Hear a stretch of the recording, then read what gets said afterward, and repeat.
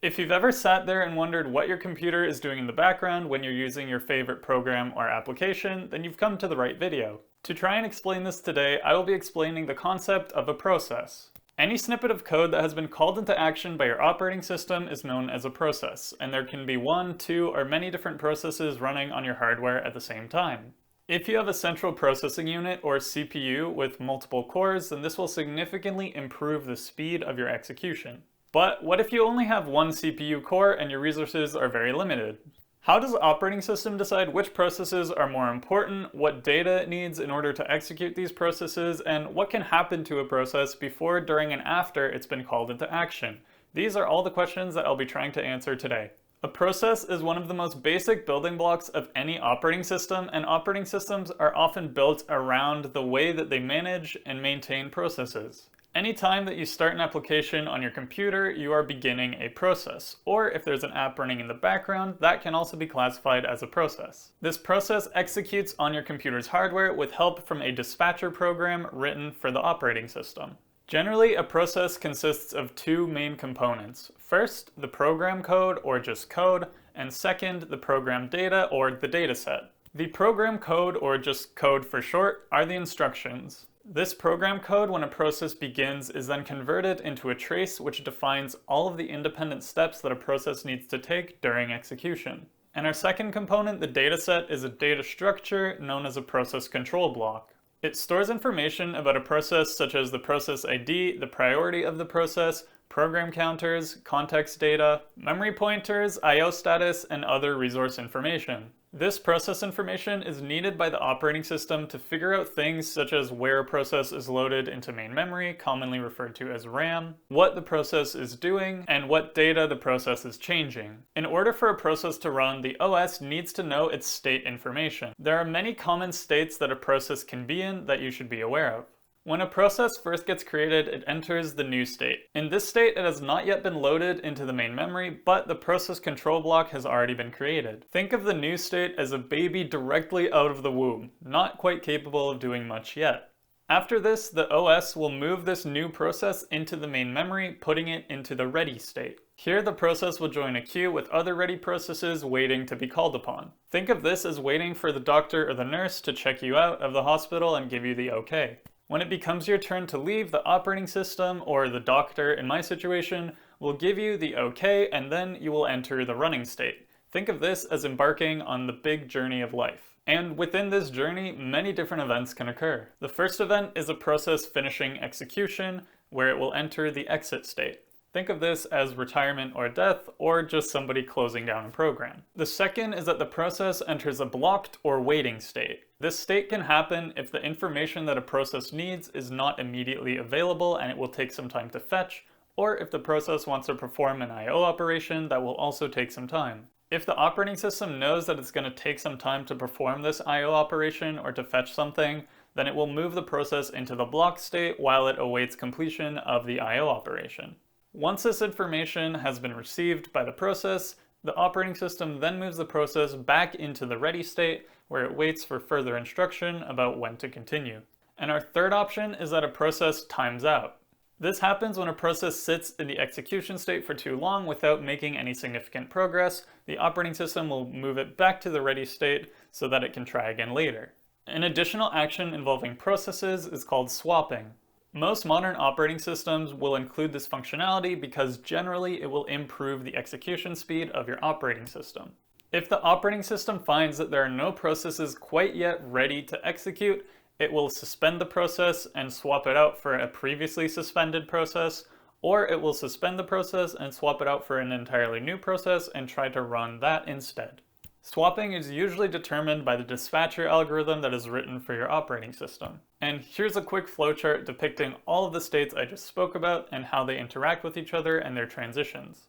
So now that you have a general idea of a process and some of its states, we can talk about the process image. The process image is a bird's eye view of everything that a process contains. This includes program code, local and global variables, and the stack, which keeps track of procedures, and the process control block that I mentioned before. This process image is usually stored on secondary memory, which you might know as your hard drive disk or your solid state drive. When the operating system wants to execute a process, the entire process image is moved into the main memory or RAM, where it is then turned into an executing process. In order to have the ability to move things from secondary memory to main memory, the operating system needs to know the location of every single process image in secondary memory. These locations are stored in a process table, which has one entry per process and helps the operating system locate a process when it needs it. Next, I'm going to go into a little bit more detail about the process control block, since it provides the operating system with a lot of information and it's the most important data structure when executing a process. A process control block is made up of three primary categories. First is process identification, second is processor state information, and third is process control information. So to start us off, we have process identification. As you may have guessed, all this means is that each process is assigned a unique identifier within the process control block, which directs the operating system to its location in the process table. This allows it to fetch a process or perform operations in the correct location. Second, we have processor state information, which is a little bit different from the states that we spoke about before. Processor state information involves the variables and the data that a process is acting on, and these are stored in things called registers, and the registers have to be saved if a process is interrupted or stops execution or wants to resume execution, so that all of the data that was modified can be loaded back in and it can continue executing correctly. In order to figure out where to store the register information, we use something called a program status word, which is essentially a block within memory that contains this register and status information. The third part of a process control block is process control information, and this is needed by the operating system in order to maintain and coordinate various active processes. Now that we know a little bit more about process control blocks or PCBs, let's talk about modes of execution and process creation. A process can execute in two different modes. First, there is a user mode, which just executes user-level programs, and second, there is a kernel mode or control mode, which can perform many operations such as creating or terminating a process, scheduling, switching, and management of process control blocks. The reason for these two different execution modes is so that a user program cannot modify information that is essential to the operating system's operation. Now, shifting back to processes themselves, let's talk a little bit more about process creation and the 5 different steps involved.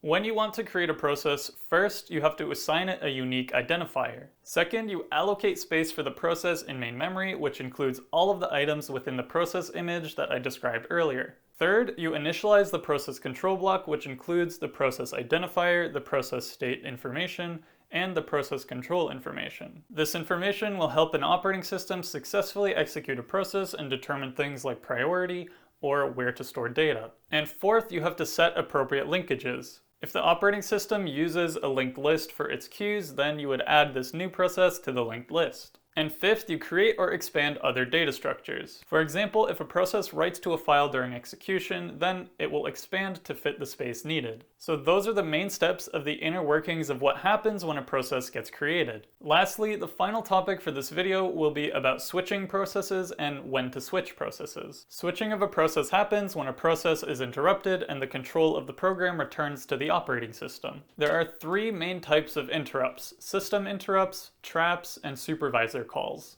System interrupts are interrupts which are external to the currently running process, and it will invoke an interrupt handler and do some housekeeping before passing control to the operating system. A common example is a clock interrupt, which is also known as time slicing or timing out. Another common example is an I/O interrupt. Third, we have a memory fault, which happens when not all of the process is loaded into the main memory. And our next kind of interrupt is a trap. Traps are essentially just errors, and if the error is fatal, the process will be moved to the exit state to make room for a different process. And lastly, we have a supervisor call.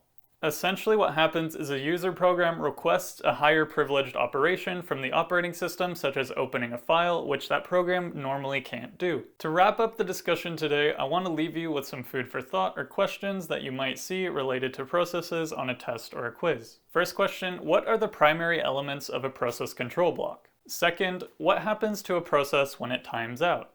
Third, what's the difference between a system interrupt and a trap? Pause the video now to write down your answers, and I'll go into the solutions in a few seconds. The three main elements of a process control block are process identification, processor state information, and process control information. And second, when a process is timed out, it gets sent directly back to the ready state as I mentioned before.